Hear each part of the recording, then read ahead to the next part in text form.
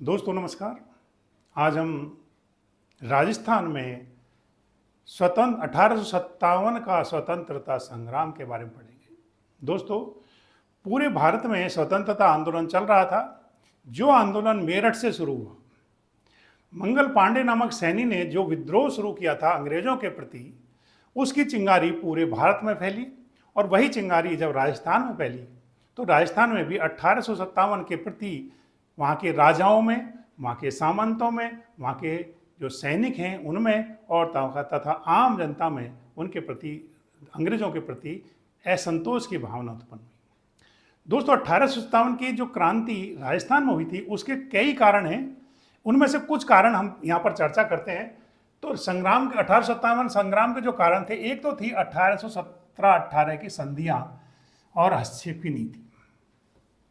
दोस्तों, जब अंग्रेजों ने मराठों का पतन हो गया 1817 में, और तो 1817-18 में अंग्रेजों से राजपूत शासकों ने संधियां की थी। जो हमने पिछले वीडियो में हमने बताया था कि जब मराठों की पराजय हो गई 1817 में, तो उस समय राजस्थान के जो राजपूत शासक थे, या राजपूत शासक ने कहकर ये कहें कि राजस्थान के जो शासक थे उन्होंने अंग्रेजों से संधियां की थी 1817 में। तो सबसे पहले जो संधि की थी 1817 की, वो किसने की थी? करौली स्टेट ने जो है सबसे पहले, करौली राज्य ने सबसे पहले अंग्रेजों से संधि की थी। तो अब ये संधि तो कर ली, क्योंकि जो मराठा थे उन्होंने वहाँ राजस्थान के जो शासक थे उन पर दमन करना शुरू कर दिया था, उनको लूटना शुरू कर दिया था, और उनसे खिराज आदि जो लूटते थे, अगर वो खिराज देने में असमर्थ होते तो उनके धन संपत्ति लूट लेते थे, उन पर आक्रमण कर देते थे।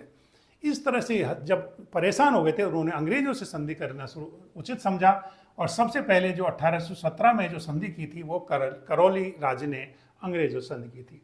संधि तो कर ली, लेकिन संधि करने के बाद अंग्रेजों ने हस्तक्षेप की नीति अपनाई थी कि हम केवल आपको बाह्य आक्रमण से बचाएंगे, आंतरिक जो मामले हैं वो आप स्वयं देखेंगे, हम उनमें कोई भी हस्तक्षेप नहीं करेंगे।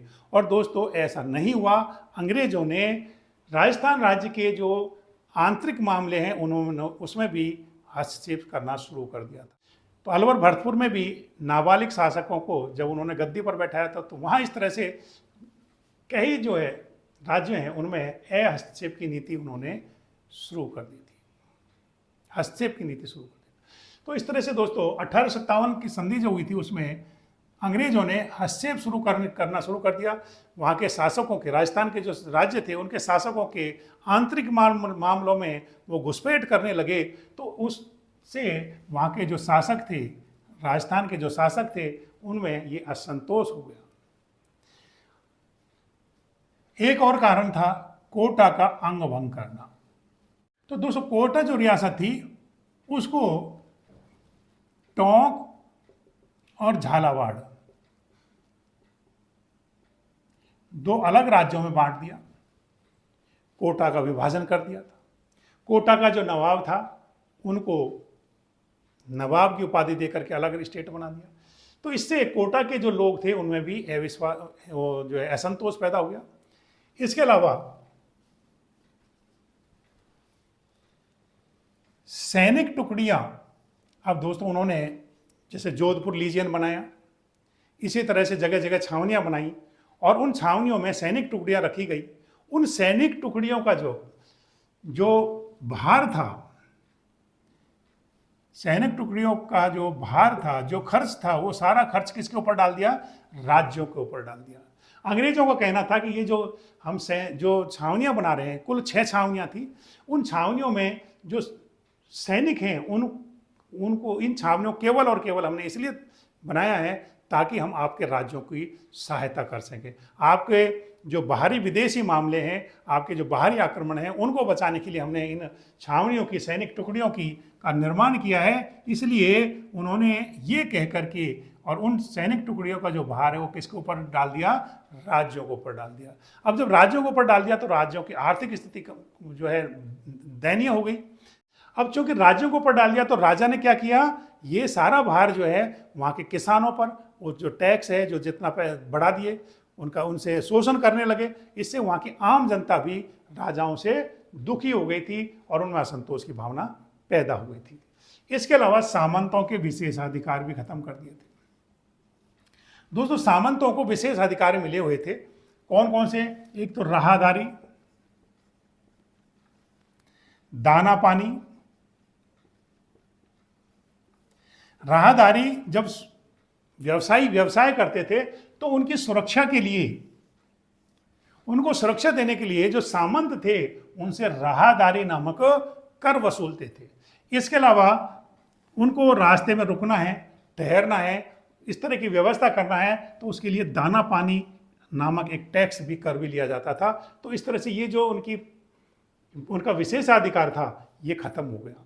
क्यों खत्म हो गया, क्योंकि इनका नियंत्रण इस पर नियंत्रण किसका हो गया, अंग्रेजों का। जब अंग्रेज सुरक्षा देने लगे तो सामंतों की कोई आवश्यकता नहीं थी, तो इनका जो है ये विशेष जो अधिकार। इसी तरह से सामंतों को राज्य में जब ये राजा के दरबार में पहुंचते थे तो इन्हें विशेष सम्मान मिलता था, वो सम्मान भी करीब करीब खत्म हो गया। तो इस तरह से सामंत भी इस विशेषाधिकार को खत्म करने से नाराज हो गए और उन्होंने वहाँ के राजा और अंग्रेजों के प्रति उनमें असंतोष पैदा हो गया। दोस्तों जिस तरह से आवा के ठाकुर थे कुशाल सिंह जो है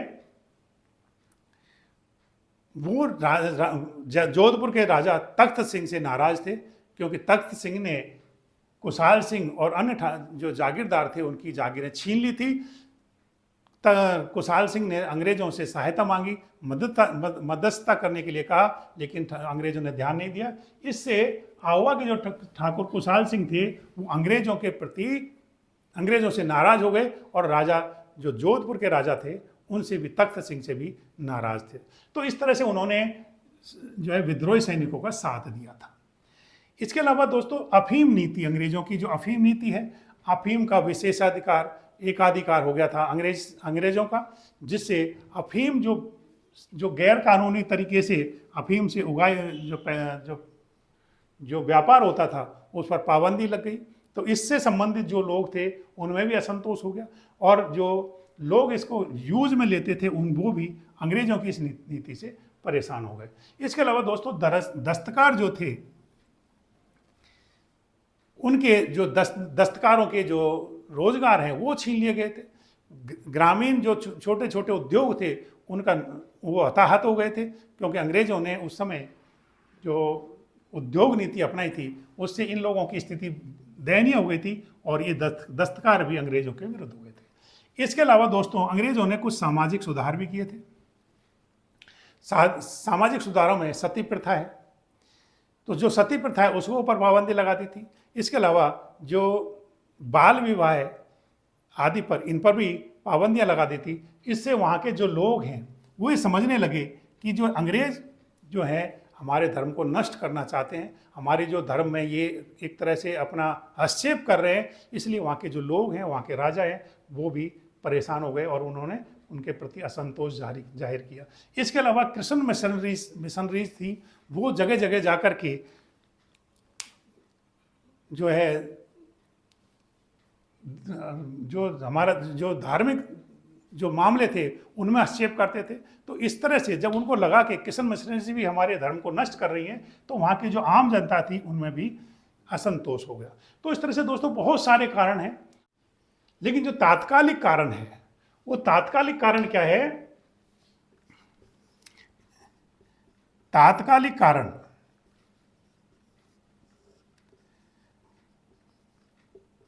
चर्बी वाले कारतूस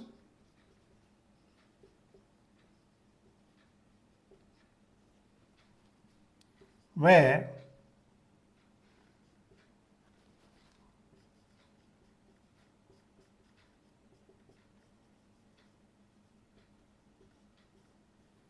आटे में हड्डी का चूरा। दोस्तों जगह जगह ये अफवाहें फैलाई गई कि आटे में हड्डी का चूरा मिलाया जाता है। सैनिकों की जो खाना बनता है उनके आटे में हड्डी का चूरा मिलाया जाता है। लोग जो जो हिंदू धर्म से संबंधित थे वो जगह जगह जाकर के भेष बदल करके ये प्रचार प्रसार करते थे। और एक जो कारण था वो जो मेरठ से शुरू हुआ था, चर्बी वाले कारतूस, जो चारों तरफ ये अफवाह फैल गई थी कि इन जो कारतूस हैं उनमें सूअर की चर्बी लगाई जाती है। तो ये तात्कालीन कारण थे। जो नीमच था, नीमच में विद्रोह हुआ था, वहाँ पर ये अफवाह फैल गई थी कि आटे में हड्डियों का चूरा मिलाया जाता है। बार बार समझाने के बावजूद भी लोग इस बात को नहीं मान पाए और इस तरह से ये सभी जनताओं में, इस तरह से राजाओं में, सामंतों में, सैनिकों में और वहाँ की आम जनता में असंतोष पैदा हो गया, जिससे ये 1857 का स्वतंत्रता संग्राम राजस्थान। तो अब 1857 के स्वतंत्रता संग्राम का स्वरूप क्या था, इसके बारे में चर्चा करते हैं। दोस्तों, स्वतंत्रता संग्राम का जो स्वरूप था उसमें पहला जो स्वरूप था, क्या वो स्वतंत्रता संग्राम था? इसके लिए हम जो तर्क लेते हैं वो सबसे पहले लेते हैं कैप्टन आई.टी. प्रचार्ड। दोस्तों, आई.टी. प्रचार्ड, जो कैप्टन आई.टी. प्रचार्ड था, वो नसीराबाद में एक सैनिक अधिकारी थे।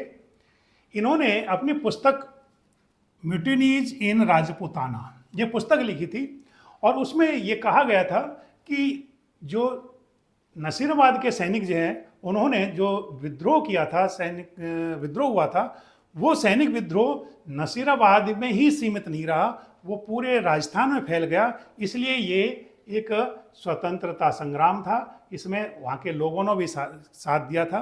तो इस तरह से ये केवल सैनिक विद्रोह नहीं था, वहाँ के राजाओं ने और वहाँ के सैनिकों ने और सामंतों ने भी सहयोग किया था, इसलिए वो एक स्वतंत्रता संग्राम था। लेकिन दोस्तों, हम जानते हैं कि ये सभी राजाओं ने स्वतंत्रता संग्राम के जो सैनिक थे उनका साथ नहीं दिया था। तो उनकी बात कहीं हद तक अपन सीमित मान सकते हैं। आई.टी. प्रचार्ड ने जो किताब लिखी थी उसके अनुसार इसको एक स्वतंत्रता संग्राम कहा जा सकता है। इसके अलावा इसका एक और तर्क हम ले सकते हैं। सूर्यमल मिशन बूंदी के कवि थे। ये सूर्यमल मिशन ने एक पत्र लिखा था नावली के ठाकुर बख्तावर सिंह को। नावली के ठाकुर बख्तावर सिंह को जो पत्र लिखा था उसमें वहाँ के जो आम लोग थे, जनता जो वहाँ की थी, उनका स्वतंत्रता संग्राम में किस तरह से बढ़ चढ़ कर हिस्सा लिया जा रहा है और उनको भी कहा गया कि आप भी जो है इनका साथ दीजिए। तो उससे पता चलता है कि बख्तावर सिंह जो है, जो चिट्ठी लिखी गई थी सूर्यमल मिशन, इनके द्वारा जो चिट्ठी लिखी गई थी, इससे भी पता चलता था कि ये राजस्थान में एक स्वतंत्रता संग्राम था। इसके अलावा एक और तर्क इसमें दिया जाता है, नाथूराम खगड़ावत, इन्होंने 1857 क्रांति की समीक्षा की थी और इस समीक्षा में उन्होंने जो समीक्षा थी वो किस नाम से थी? Rajasthan role in the struggle. Rajasthan role in the struggle, ये समीक्षा की थी नाथूराम खड़गावत ने।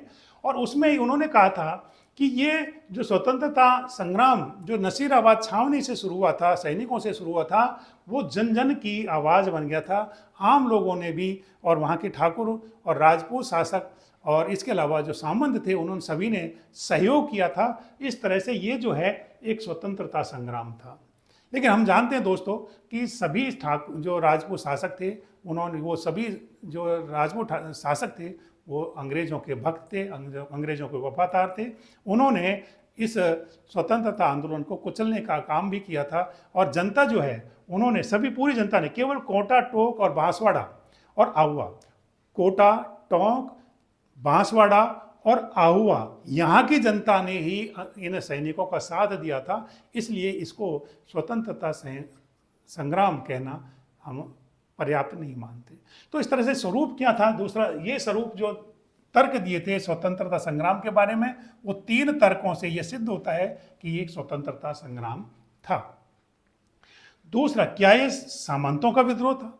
दोस्तों, हमें पता है कि जो आहुआ के जो ठाकुर थे, वो जोधपुर के राजा जो शासक थे तख्त सिंह, उनसे नाराज थे। नाराज का कारण मैंने बताया था कि उनकी जो जागीरें हैं उन तख्त सिंह ने ले ली थी और अंग्रेज़ों से मध्यस्थता के लिए इन्होंने कहा था, लेकिन वो नहीं माने। इससे ये नाराज़ थे और जब इनको ये मौका मिला, सैनिकों, जब वहाँ नसीराबाद के सैनिक जब वहाँ जा रहे थे, एरनपुरा के सैनिक जब वहाँ आए थे तो उनके साथ ये मिल लिए और इस तरह से इन्होंने ये जान करके कि ये जोधपुर के शासक, क्योंकि इन आवा के ठाकुर ने जब जिन सैनिकों का नेतृत्व किया था उनको दबाने के लिए तख्त सिंह की सेना गई थी और उस तख्त सिंह की सेना को ही हराने के लिए आवा के ठाकुर ने उनका नेतृत्व किया और आखिरकार उनसे विजय हासिल की।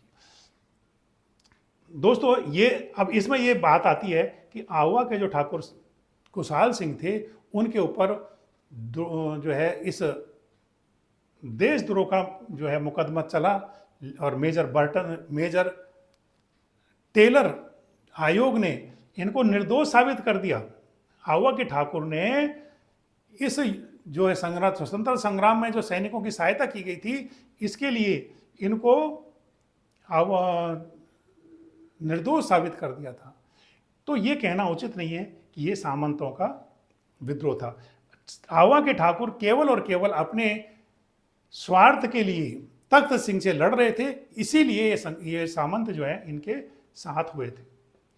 ये दूसरा था सामंतों का विशेष अधिकार, इनके जो राहगीरी और बहुत सारे जो विशेष अधिकार थे ये इनसे छीन लिए गए थे, इसलिए सामंतों की स्थिति दयनीय स्थिति हो गई, आर्थिक जो दयनीयता आ गई थी। इस वजह से जो सामंत थे वो नाराज थे और उन्होंने आखिरकार जो विद्रोही सैनिकों का साथ दिया और इस तरह से ये विद्रोह एक सामंतों का विद्रोह बन गया। और आपस में जो सामंत थे उनमें भी वैमनस्य था। ये सामंत जो थे एक दूसरे से ईर्ष्या भाव रखते थे, जो अंग्रेजों के नज़दीक थे, जो अंग्रेजों से सहूलियत ले रहे थे, जो अंग्रेजों के कृपा पात्र थे और जिनको ये कृपा नहीं मिल रही थी वो सारे सामंत अंग्रेजों के विरुद्ध हो गए। इसलिए ये एक तरह से सामंतों का विद्रोह कहा जा सकता है। क्या ये सैनिक विद्रोह था? तो दोस्तों क्योंकि जो चिंगारी फूटी थी वो नसीराबाद में फूटी थी और सैनिकों ने ही ये विद्रोह किया था। इसी तरह से एरनपुरा में, नीमच में, ये सभी जगह सैनिकों ने विद्रोह किया था, इसलिए इसको सैनिक विद्रोह भी कहा जा सकता है। लेकिन चूंकि ये सैनिक विद्रोह सैनिकों ने ही नहीं किया, इसके अलावा कोटा, टोंक, बांसवाड़ा और आहुआ के जो वहाँ की जनता थी, आम जनता थी, उन्होंने भी इन सैनिकों का साथ दिया, भरपूर सहयोग दिया। इसलिए ये केवल और केवल सैनिक विद्रोह नहीं कहा जा सकता। तो अब ये स्वतंत्रता संग्राम है या सामंतों का विद्रोह है या सैनिक विद्रोह है, ये कुछ भी हो, लेकिन आखिर ये विद्रोह तो था किनके खिलाफ? अंग्रेजों के खिलाफ। तो इस तरह से राजस्थान में स्वतंत्रता संग्राम चला। अब दोस्तों ये स्वतंत्रता संग्राम कुछ कारणों से असफल हो गया। जिस तरह से पूरे भारत में स्वतंत्रता 1857 का स्वतंत्रता संग्राम चला और ये असफल हो गया।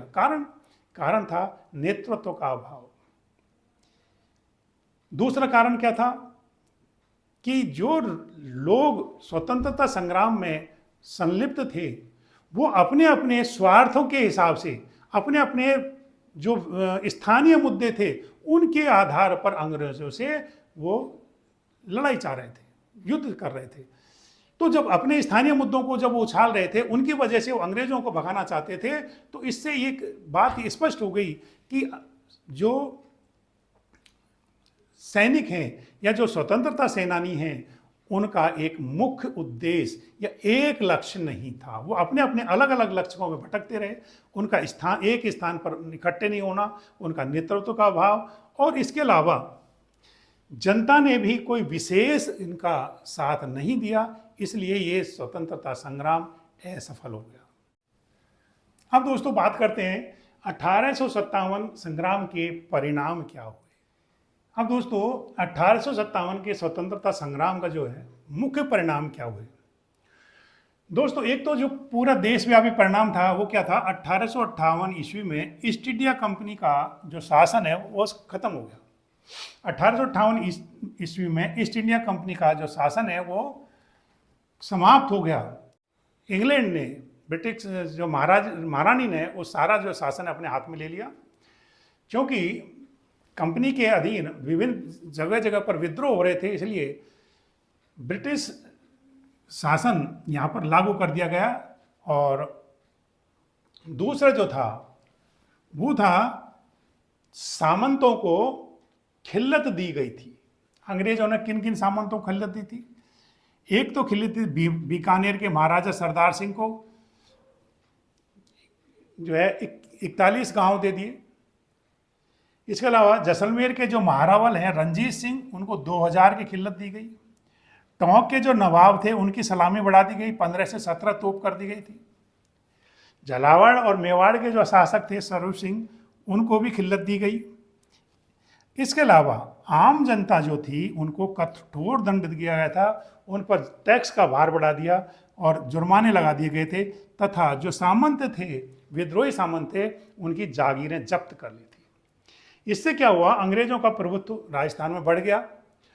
लेकिन एक जो पॉजिटिव जो चीज़ हुई थी वो है कि राजस्थान में रेल व संचार का विकास शुरू हो गया। दोस्तों, अंग्रेजों को लगा कि जो है ये विद्रोह ऐसी जगहों पर हो रहा है कि हमारी वहाँ पहुँच से दूर है, इसलिए ज़्यादा से ज़्यादा रेल मार्ग और संचार के साधनों को का विकास किया जाए ताकि विद्रोह को आसानी से दबाया जा सके। तो ये दोस्तों, ये थी हमारे 1857 का स्वतंत्रता संग्राम राजस्थान में। इनके कारण क्या थे, इनका प्रभाव क्या रहा और कैसे ये स्वतंत्रता संग्राम एक चिंगारी के रूप में पूरे राजस्थान में फैल गया, कौन कौन इसमें शामिल थे, ये सारी चीज़ें और इसका स्वरूप क्या था, इसके बारे में हमने डिस्कस किया। अगर ये वीडियो आपको अच्छी लगी तो आप ज़रूर इसको लाइक करें और सब्सक्राइब करें। जय हिंद, जय भारत।